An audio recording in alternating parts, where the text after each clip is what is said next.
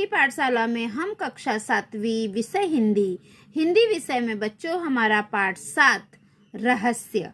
इसके लेखक हैं हरिकृष्ण देवसर जी। जन्म 1940 नागौद मध्य प्रदेश। मृत्यु 14 नवंबर 2013। रचनाएं संपूर्ण बाल विज्ञान कथाएं आदि। परिचय। डॉक्टर हरिकृष्ण देवसरे जी ने बाल साहित्य रचना और समीक्षा के क्षेत्र में प्रशंसनीय योगदान दिया है। आपने अनेक पुस्तकों का संपादन कार्य भी किया है। प्रस्तुत कहानी के माध्यम से लेखक ने बच्चों को अंधविश्वासों से दूर रहते हुए वैज्ञानिक दृष्टिकोण को अपनाने के लिए प्रेरित किया है। चलो बच्चों, हम अपनी पाठ शुरू करते हैं। अंधेरी रात थी, चारों ओर सन्नाटा था, हाथ फैलाए ना सूझता था। कभी कभी कुत्तों के भौंकने की आवाज सुनाई पड़ती थी। लेखक बता रहे हैं कि अंधेरी रात थी, चारों तरफ सन्नाटा हुआ था और हाथ फैलाए ना सूझता था और वहाँ पे कुत्तों के भौंकने की आवाज भी सुनाई देती थी। आधी रात बीत चुकी थी। मामा जी के घर से कुछ दूरी पर सामने हवेली थी। हवेली में उजाला था। आर्यन खेतों को सरपट पार करता हुआ उस ओर अकेले बढ़ रहा था। उस हवेली में आधी रात के बाद कल भी ऐसा ही उजाला देखा था। मामा जी ने पहले ही आर्यन से कह दिया था, उधर हवेली की ओर जाने की जरूरत नहीं है, वह हवेली भूतों का डेरा है। आर्यन अपने मामा के यहाँ गया था और आर्यन के मामा के घर के सामने से एक हवेली दिखाई देती थी और वहाँ पे एकदम सुनसान रहता था, लेकिन उस हवेली में उजाला दिखाई देता था। आर्यन उसको देखता है और फटाफट खेतों के रास्ते से हवेली तक पहुँचता है। और जो आर्यन के मामा थे वो आर्यन को पहले ही से बता दिए थे कि उस हवेली की ओर मत जाना, वहाँ पर भूत रहते हैं, भूतों का डेरा रहता है। तो मामा जी पहले ही आर्यन को मना कर देते हैं कि उस हवेली में मत जाना, वहाँ पे भूत लोग रहते हैं। आर्यन मन ही मन मुस्काने लगा। वह जानता था कि भूत वूत कुछ नहीं होते। जब उसके मामा बोलते हैं ना कि उस हवेली में मत जाना, वहाँ पे भूत रहते हैं, तो आर्यन मन मन में हंस रहा था। तो क्योंकि आर्यन को पता था भूत वूत तो कुछ होते ही नहीं है, इसलिए वो अपने मन में हंस रहा था। क्यों हंस रहा था? क्योंकि वो जानता था कि भूत तो होते ही नहीं है। यह कपोल कल्पना है, ये सिर्फ कल्पना है। कक्षा में विज्ञान के शिक्षक ने वैज्ञानिक दृष्टिकोण अच्छी तरह समझाया था। जहाँ पर आर्यन पढ़ता था वहाँ के जो विज्ञान के शिक्षक थे उन्होंने वैज्ञानिक दृष्टिकोण बहुत अच्छे से समझाया था। रहस्य का पता लगाने के लिए उसने मन में ठान लिया। अब आर्यन को तो पता था भूत तो होते ही नहीं है। अब उसके मन में जिज्ञासा थी और वो मन में तय कर लेता है, नहीं, मुझे तो वहाँ पे जाना है और उसका रहस्य ढूंढना है कि क्या है आखिर। वो वहाँ पे हवेली में जाने का मन बना लेता है, मन में ठान लेता है, नहीं, मुझे हवेली में जाना है और देखना है आखिर वहाँ पे क्या है जो मामा जी बोल रहे हैं कि वो भूतों का डेरा है। आगे देखो, मामा जी ने कहा था इस हवेली में पिछले 10-15 सालों से कोई नहीं रहता। पहले उसमें एक जमींदार का परिवार रहता था। उसके मामा आर्यन के मामा ने क्या बताया था कि इस हवेली में 10-15 सालों से कोई नहीं रहता है। उसके पहले कौन रहता था? एक जमींदार का परिवार रहता था। अब जमींदार का परिवार खत्म हो गया है, उस तरफ कोई आता जाता नहीं। एक बार घीसू उधर गया था, बेचारे का बुरा हाल हुआ था। 3 महीने तक खाक पकड़े रहा। मामा जी ने क्या कहा था कि ये जो हवेली है ये 10-15 सालों से यहाँ पर कोई नहीं रहता है। 10-15 साल के पहले वहाँ पर एक जमींदार रहता था और उसका परिवार खत्म हो गया। जब से उसका परिवार खत्म हुआ तब से उस हवेली की तरफ कोई नहीं जाता है। और एक बार गलती से घीसू वहाँ पर गया था। उस बेचारे का बहुत बुरा हाल हुआ था और 3 महीने तक वह खाट पर ही रहा था। कौन? घीसू। आर्यन करवटें बदलते रहा। आधी रात को उठकर छत से उसने हवेली को फिर देखा। आर्यन को रात में नींद नहीं है, वो करवटें बदल रहा था, यहाँ से वहाँ, वहाँ से यहाँ, बिस्तर में घूम रहा था। उसको नींद तो आ नहीं रही थी। फिर वो क्या करता है, उठकर छत पर जाता है। उसने हवेली को फिर से देखा। वो छत पर जाता है और फिर से हवेली को देखता है। कौन? आर्यन। वहां रोशनी थी। आर्यन को हवेली में क्या दिखाई देती है? रोशनी। आर्यन को नींद नहीं आ रहा था तो वो छत पे जाता है और छत से फिर हवेली को देखता है तो आर्यन को हवेली में रोशनी दिखाई देती है। गर्मी की छुट्टियां बिताने के लिए वह मामा जी के घर आया था। जो आर्यन था वो गर्मी की छुट्टी बिताने के लिए अपने मामा जी के घर में आया था।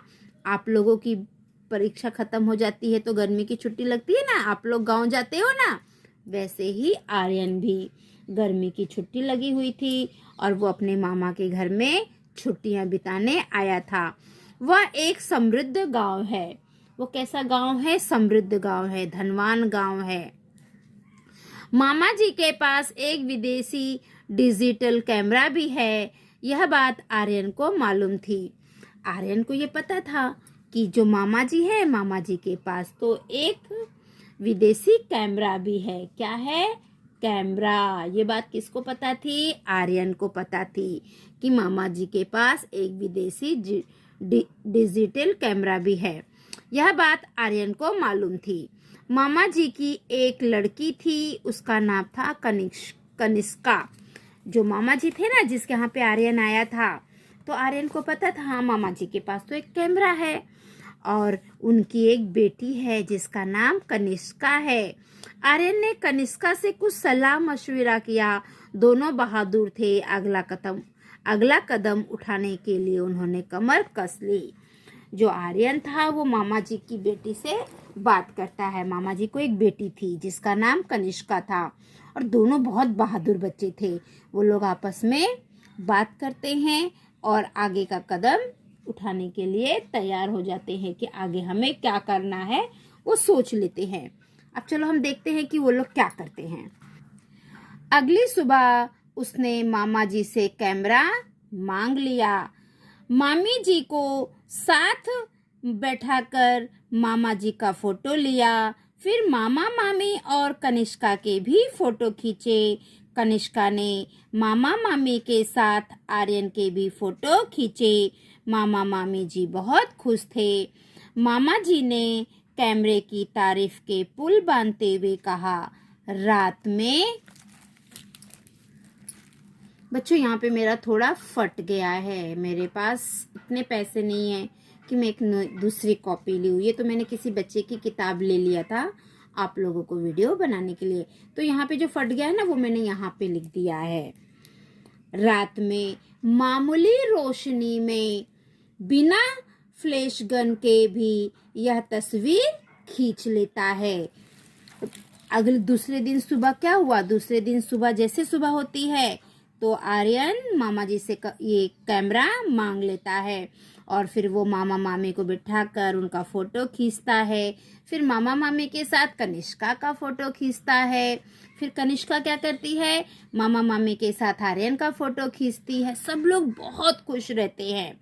फिर जो मामा जी है ना आर्यन के, वो कैमरे की तारीफ के पुल बांधते हुए कहते हैं कि रात में मामूली सी रोशनी, अगर रोशनी बहुत थोड़ी रहे तो भी कैमरे में बिना फ्लैश गन के भी यह तस्वीर खींच लेता है।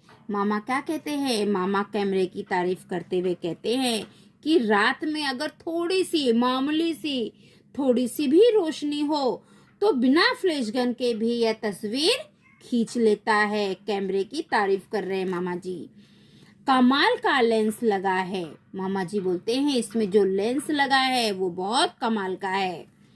इसमें आर्यन ने कैमरा अपने पास रख लिया था। कैमरा पाकर आर्यन और कनिष्का बहुत खुश थे।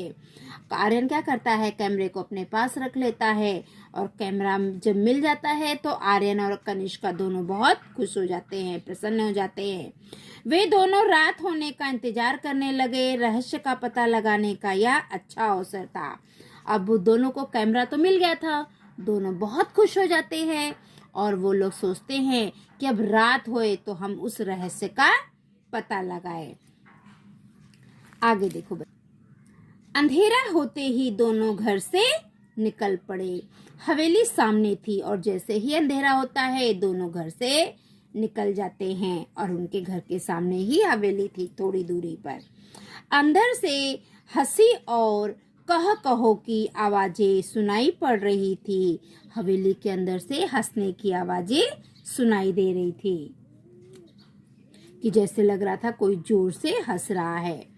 आर्यन और कनिष्का ने पहले चारों ओर से देखा, कहीं कोई खतरा नहीं था। वे दबे पांव हवेली में चले गए। आर्यन और कनिष्का दोनों देखते हैं कि ध्यान से देखते हैं कोई खतरा तो नहीं है। उनको कोई खतरा नहीं लगता है तो वो धीरे धीरे दबे पांव से हवेली में चले गए। बीचों बीच एक बड़ा कमरा था। उसका दरवाजा अंदर से बंद था। खिड़कियां नीचे से बंद थी लेकिन ऊपर से खुली थी। एक बहुत बड़ा दरवाजा था बीचों बीच। जब आर्यन और कनिष्का अंदर जाते हैं तो वो क्या देखते हैं, एक बड़ा सा कमरा था और वो बड़े से कमरे का जो दरवाजा था वो अंदर से बंद था और जो खिड़कियां थी वो नीचे से बंद थी लेकिन ऊपर से खुली थी। बड़ी सावधानी से आर्यन ने अंदर झांक कर देखा। हट्टे कट्टे मोटे तंगड़े बड़ी बड़ी मूंछों वाले कई लोग पगड़ी बांधे बैठे थे। ऊपर से खिड़की खुली थी तो आर्यन क्या देखता है, आर्यन बहुत सावधानी से अंदर झांक कर देखता है तो आर्यन को दिखाई देता हट्टे कट्टे मोटे मोटे लोग, उनकी बड़ी बड़ी मूछी है और वो लोग पगड़ी बांधे हुए, ऐसे कई सारे लोग उसको दिखाई देते हैं। उनके साथ कमीज और पैंट पहने हुए भी कुछ लोग थे। आर्यन देखता है कि बड़े बड़े मूछे वाले वो लोग थे पगड़ी बांधे और उनके साथ जो पैंट शर्ट पहनते हैं ना वो लोग भी थे। उनकी आंखों से आग बरस रही थी, आंखें लाल लाल थी। वो आर्यन क्या देखता है, वो जो लोग थे ना उनकी आंखें एकदम लाल लाल थी। सबके चेहरे डरावने थे। उस समय वे खाने में मस्त थे। आर्यन बता रहा है कि वो जो अंदर लोग थे वो सब लोगों की आंखें लाल लाल थी और वो लोग बहुत डरावने लग रहे थे और वो लोग खाने में मस्त थे। कोई हड्डी चबा रहा था तो कोई रोटियां तोड़ तोड़ कर मुंह में डाल रहा था। आर्यन ने उन्हें ध्यान से देखा। उनके गले में कारतूसों की पेटी लटक रही थी। आर्यन बता रहा है कि वो जो अंदर लोग थे ना वो बहुत डरावने थे और कोई हड्डी खा रहा था, कोई रोटी तोड़ रहा था। और आर्यन ने देखा कि उनके जो गले थे ना, गलों में उन्होंने कारतूसों की एक पेटी लटका ली थी। बंदूकें और तलवारें भी रखी थी। कुछ लोग लुढ़के हुए पड़े थे। आर्यन देखता है कि उनके पास तलवार थी, बंदूकें थी। ये सब आर्यन ऊपर से देख रहा है। चलो और देखते हैं आर्यन क्या देख रहा है। आर्यन ने इशारा किया। कनिष्का ने बड़ी सावधानी से कैमरा निकाला। गैस बत्तियों की रोशनी इतनी तेज थी कि बड़ी आसानी से फोटो लिया जा सकता था। बस उसने फटाफट कई फोटो खींचे और वे घर की ओर चल पड़े। जब आर्यन इशारा करता है तो कनिष्का बहुत सावधानी से कैमरा निकालती है और फोटो खींच लेती है। जब वो लोग फोटो खींच लेते हैं तो फिर वापस घर पर आ जाते हैं। अगले दिन सवेरे सवेरे आर्यन ने साइकिल उठाई और नारायणपुर की ओर चल पड़ा। वहाँ फोटोग्राफर की एक दुकान थी। दूसरे दिन सुबह क्या करते हैं वो लोग, सुबह सुबह आर्यन साइकिल लेता है और साइकिल लेकर नारायणपुर की ओर चला जाता है। वहाँ पर फोटोग्राफर की एक दुकान थी। चलो आगे देखते हैं। सभी फोटो तैयार थानेदार ने फोटो देखते ही कहा, इन डाकुओं के गिरोह ने कई वर्षों से बहुत ही उत्पात मचा रखा है। जब फोटो तैयार रहता है, फोटो लेकर आर्यन थानेदार को दिखाता है। थानेदार जैसा ही फोटो देखता है तो कहता है, इन डाकुओं के गिरोह को कई वर्षों से इन्होंने बहुत उत्पात कर गया है, बहुत तंग किया है। डकैती, राहजनी इनका पेशा है। पुलिस बताती है कि डकैती करना, डाका डालना, ये सब इनका पेशा है। कई वर्षों से इनकी तलाश की जा रही है। इनको पकड़ने के लिए पुलिस ने अपना खून पसीना एक कर दिया है। पुलिस आर्यन को बता रही है कि ये लोग डकैत है, इनको पकड़ने के लिए पुलिस बहुत इनकी तलाश कर रही है। कब से पुलिस अपना खून पसीना बहा रही है, इतना मेहनत कर रही है कि उनको पकड़े। शाबाश, तुम दोनों ने बहुत ही बहादुरी का काम किया। और जो थानेदार है, पुलिस वाला है, वो दोनों बच्चों को शाबाश बोलता है कि तुम लोगों ने बहुत बहादुरी का काम किया है। कहाँ है ये? आप तैयारी कीजिए, ठिकाना मैं बताता हूँ, आर्यन ने कहा। वो थानेदार पूछता है कि ये लोग कहाँ हैं? तो आर्यन कहता है कि आप लोग तैयारी करिए, मैं आपको इनका ठिकाना बताता हूँ। उस रात भूतों के डेरे पर पुलिस ने छापा मारा। दोनों ओर से गोलियां चली। सवेरा होते होते डाकुओं ने हथियार डाल दिए। दूसरे दिन क्या होता है, पुलिस के वो जो भूतों का डेरा होता है ना, उस पे पुलिस छापा मारती है और सारी रात उन लोग में गोली बंदूक चलाते रहते हैं। अब पुलिस छापा मारेगी तो डाकू लोग भी अपने बचाव के लिए तो गोली बंदूक चलाएंगे ना, तो दोनों तरफ से गोलियां चलती है, रात भर चलता है। और जब सुबह होती है तो सुबह होते होते डाकुए हार मान जाते हैं और वो अपना हथियार डाल देते हैं। उनके कुछ साथी मारे गए और कुछ पकड़े गए। जो डाकू लोग होते हैं ना, उनके थोड़े से कुछ साथी मारे जाते हैं और कुछ लोगों को पुलिस पकड़ लेती है, थानेदार पकड़ लेते हैं। गांव वाले ने हवेली में बसे भूतों को देखा तो चकित रह गए। जो गांव वाले थे वो हवेली में बसे हुए चोर लोगों को देखा तो वो भूत को देखा तो वो लोग दंग रह गए। गांव वालों को तो लगता था कि उस हवेली में भूत है, लेकिन वहां पे रहता कौन था? डाकू। तो गांव वालों को जब ये हकीकत पता चलती है कि हवेली में ये भूत लोग थे तो वो लोग आश्चर्यचकित हो जाते हैं।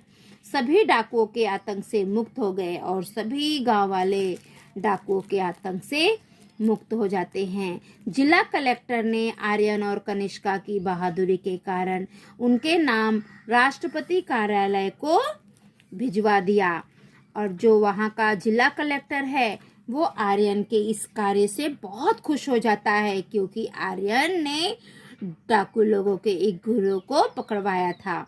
इसलिए वहाँ के जो जिला के कलेक्टर रहते हैं ना, वो आर्यन और कनिष्का से बहुत खुश हो जाते हैं। तो जिला का जो कलेक्टर है वो क्या करता है, आर्यन और कनिष्का का नाम राष्ट्रपति कार्यालय को भेज देता है और आने वाले गणतंत्र दिवस पर महामहिम राष्ट्रपति के हाथों उनको वीरता पुरस्कार से सम्मानित किया जाने वाला है। और जब गणतंत्र दिवस आएगा तो इन दोनों बच्चों को राष्ट्रपति के हाथों से वीरता का पुरस्कार मिलेगा। वीरता के पुरस्कार से इन दोनों बच्चों को सम्मानित किया जाएगा। तो बच्चों, आपको पाठ कैसे लगा? बहुत अच्छा पाठ था ना।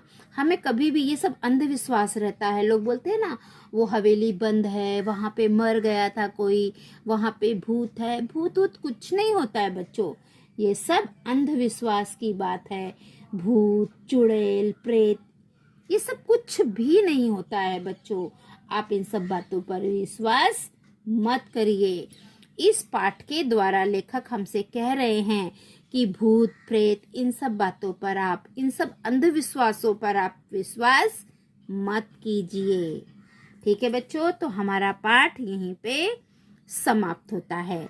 अब हम इसके स्वाध्याय करेंगे। मैंने समझा, आप इस पाठ से क्या समझे वो आपको यहाँ पर लिखना है। इस पाठ के द्वारा जो लेखक है उन्होंने हमसे अंधविश्वास को दूर करने पर जोर दिया है कि अंधविश्वासों पर यकीन मत करो। इस पाठ में लेखक ने अंधविश्वास को दूर करके वैज्ञानिक दृष्टिकोण अपनाने पर बल दिया है। वाचन जगत से टिप्पणी बनाने हेतु समाचार पत्र से बहादुरी के किस्से पढ़ो और संकलन करो। बच्चों, जो समाचार पत्र आते हैं ना, न्यूज़पेपर, उसमें बहुत सारे बहादुरी के किस्से रहते हैं। तो आप समाचार पत्र देखिए, अगर उसमें कोई बहादुरी का किस्सा आपको मिले तो उसको आप काट कर उसको इकट्ठा करो। ठीक है, आप गूगल पे भी सर्च करोगे ना बच्चों, आपको बहुत बहादुरी के किस्से मिलेंगे। तो आप उन सारे किस्सों को का एक संकलन करो, उनको इकट्ठा करो। ठीक है, आगे देखो। शब्द वाटिका, नए शब्दों, सन्नाटा, नीरव शांति, सलाह मशविरा, परामर्श, बीचों बीच, मध्य भाग में, उत्पात, उधम, उपद्रव, डकैती, लूटपाट, रहजनी, रास्ते में लूटपाट, आतंक, दहशत, भय, मुहावरे, खाट पकड़ना, बीमार होना, करवटे बदलना, बेचैन रहना, कमर कसना, दृढ़ संकल्प करना, तारीफ के पुल बांधना, प्रशंसा करना, आंखें खुली की खुली रहना, चकित रह जाना, खून पसीना एक करना, कड़ी मेहनत करना, हथियार डालना, आत्मसमर्पण करना। तो बच्चों, ये शब्द अर्थ है। ठीक है, चलो आगे देखते हैं। सुनो तो जरा, पाठ में आए हुए मूल्यों को सुनो, तालिका बनाओ और सुनाओ। इस पाठ में जो मूल्य आए हैं उनको मैंने आपको बता दिया, आपने सुना, उसकी तालिका बनाओ। ठीक है, सदैव ध्यान में रखो, बड़ों की आज्ञा का पालन करना चाहिए। बच्चों, इस बात को हमेशा ध्यान में रखिए, अपने से जो बड़े होते हैं हमें उनकी आज्ञा का पालन करना चाहिए, उनका सम्मान करना चाहिए। ये बात आप हमेशा ध्यान में रखिए। जोड़ियां मिलाओ, यहाँ पर हमें जोड़ियां मिलाना है। फोटो की दुकान, फोटो की दुकान कहाँ थी बच्चों? साइकिल लेकर आर्यन कहाँ जाता है? नारायणपुर। तो फोटो की दुकान का सही उत्तर है नारायणपुर। भूत वूत, भूत वूत क्या है? ये कपोल कल्पना है, ये सिर्फ कल्पना है, हकीकत में ये कुछ नहीं होता है। भूत वूत कुछ नहीं होता, ये सब झूठी बात है, कपोल कल्पना है, मतलब झूठी बात है। तो भूत वूत का सही जोड़ी आएगा कपोल कल्पना। हवेली, हवेली में वो लोगों को जब आर्यन और कनिष्का गए थे तो उनको क्या सुनाई देता है? कहो की आवाज। उन्हें लोगों को जोर जोर से बातें करने और हंसी की आवाज सुनाई देती है। हवेली, कहो की आवाज। ठीक है बच्चों, तो मैंने आपको जोड़ी मिलाओ बता दिया है, आप इसी प्रकार जोड़ी मिला लीजिए। अब हमारा दूसरा प्रश्न है, आर्यन और कनिष्का द्वारा देखी हुई हवेली का वर्णन अपने शब्दों में करो। तो इसका उत्तर मैंने बच्चों आपके लिए लिखा है, मैं आपको दिखाती हूँ। ठीक है, एक मिनट बच्चों, ये इसका उत्तर यहाँ से है। हवेली के बीचों बीच एक बड़ा कमरा था, उसका दरवाजा अंदर से बंद था, खिड़कियां नीचे से बंद थी लेकिन ऊपर से खुली थी। गैस बत्तियों की बहुत तेज रोशनी फैली हुई थी। हट्टे कट्टे, मोटे तगड़े, बड़ी बड़ी मूछ वाली, कई मूछ वाले आएगा बच्चे, वाली नहीं, मूछ वाले, क्योंकि आदमी लोग थे, पुरुष थे। बड़ी बड़ी मूछ वाले कई लोग पगड़ी बांधे बैठे थे। उनके साथ कमीज और पैंट पहने हुए भी कुछ लोग थे। उनकी लाल लाल आंखों से आग बरस रही थी। सबके चेहरे बड़े डरावने थे। उनके गले में कारतूसों की पेटी लटक रही थी। बंदूकें और तलवारें भी रखी थी। ये इस प्रश्न का उत्तर हो गया है। ठीक है बच्चों। प्रश्न दूसरा, कनिष्का और आर्यन को वीरता पुरस्कार घोषित होने का कारण बताओ। तो उसका उत्तर यहाँ पर है बच्चों। कनिष्का और आर्यन को वीरता पुरस्कार घोषित होने का कारण। ठीक है, कनिष्का और आर्यन ने सलाह की और मामा जी का कैमरा लेकर हवेली की ओर गए। वहां उन्होंने हवेली में मौजूद बदमाशों के अनेक फोटो खींच लिए। अगले दिन आर्यन साइकिल लेकर पास के कस्बे नारायणपुर गया और वहां उसने एक फोटोग्राफर की दुकान से सभी फोटो तैयार करा लिए। आर्यन ने सभी फोटो अपने मामा जी को दिखाए और उन्हें साथ लेकर थाने गया। थानेदार ने देखते ही कहा कि इन डाकुओं ने डकैती राहजनी में कई वर्षों से उत्पात मचा रखा है। तुम दोनों ने बहुत ही बहादुरी का काम किया है। पुलिस ने सभी डाकुओं को पकड़ लिया। कनिष्का और आर्यन को वीरता पुरस्कार घोषित किया गया। ठीक है, यहाँ तक उत्तर है। चौथा, इस कहानी की किसी घटना को संवाद रूप में प्रस्तुत करो। तो ये देखो बच्चों, इसका उत्तर यहाँ पर है, मैं आपको बताती हूँ।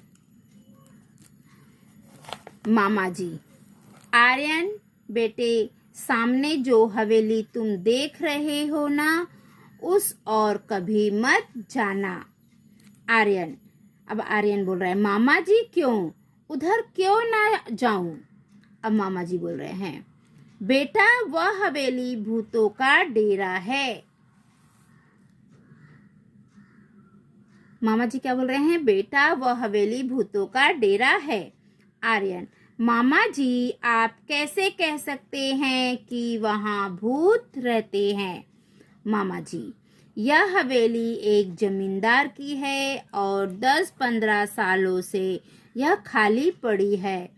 कोई उधर आता जाता नहीं। एक बार घीसू उधर गया, 3 महीने तक खाट पर पड़ा रहा। आर्यन, मामा जी आपके पास कोई कैमरा है क्या? मामा जी, है आर्यन, मेरे पास एक अच्छा विदेशी डिजिटल कैमरा है। आर्यन, मामा जी क्या आप मुझे वह कैमरा दे सकते हैं? मामा जी, क्यों नहीं बेटा, जरूर लो। आर्यन कैमरा लेकर रात के समय मामा जी की बेटी कनिष्का के साथ हवेली जाता है और वे दोनों अंदर के कई फोटो खींच लेते हैं। अगले दिन फोटो बनवाकर मामा जी को दिखाते हैं। आर्यन, मामा जी देखिए, ये है हवेली में रहने वाले भूत। लोगों को डराने के लिए इन लोगों ने भूत की अफवाह फैलाई है। अब आप मेरे साथ थाने चलिए। दोनों थाने जाते हैं। थानेदार हवेली पर छापा मारकर डाकुओं को पकड़ लेता है। तो इस कहानी को नाटक के संवाद के रूप में ऐसे लिखेंगे। ठीक है, चलो आगे देखते हैं। भाषा की और चित्र के आधार पर सभी कारकों का प्रयोग करके वाक्य लिखो। तो बच्चों यहाँ पर चित्र बना है, हमें चित्र के आधार पर कारकों के वाक्य बनाकर लिखना है। तो ये देखो बच्चों, यहाँ पे क्या है, ये व्यक्ति क्या कर रहा है? मछुआरा जाल फेंक रहा है। मछुआरा क्या कर रहा है? जाल फेंक रहा है। ये कर्ता कारक है। ये क्या है? कर्ता कारक। ये स्त्री क्या कर रही है? टोकरी में नारियल रख रही है। स्त्री टोकरी में नारियल रख रही है। ये अधिकरण कारक। ठीक है बच्चों, ये देखो, एक व्यक्ति पेड़ पर चढ़ रहा है। ये क्या है? अधिकरण कारक। यहाँ पे देखिए मछुआरा जाल फेंक रहा है, ये है कर्ता कारक, ये कर्ता कारक है। ये देखिए बच्चों, एक लड़का पेड़ से नारियल तोड़ रहा है, तो ये क्या है? अपादान कारक। ठीक है। नाविक चापू से नाव चला रहा है, ये है कारण कारक। ठीक है। लड़का अपनी माँ को नारियल दे रहा है, ये है संबंध कारक। लड़की मछलियों के लिए दाना, लड़की मछलियों के लिए दाना डाल रही है, ये है संप्रदान कारक। तो मैंने चित्र के आधार पर आपको बता दिया है। ये देखो मैंने लिख के भी रखा है। भाषा की और स्त्री टोकरी में नारियल रख रही है, अधिकरण कारक। एक व्यक्ति पेड़ पर चढ़ रहा है, अधिकरण कारक। एक स्त्री नारियल इकट्ठा कर रही है, कर्म कारक। मछुआरा जाल फेंक रहा है, कर्ता कारक। एक लड़का पेड़ से नारियल तोड़ रहा है, अपादान कारक। नाविक चापू से नाव चला रहा है, कारण कारक। लड़का अपनी माँ को नारियल दे रहा है, संबंध कारक। लड़की मछलियों के लिए दाना डाल रही है, संप्रदान कारक। ठीक है बच्चों। तो बच्चों यहाँ पर हमारी ये जो पाठशाला है वो समाप्त होती है।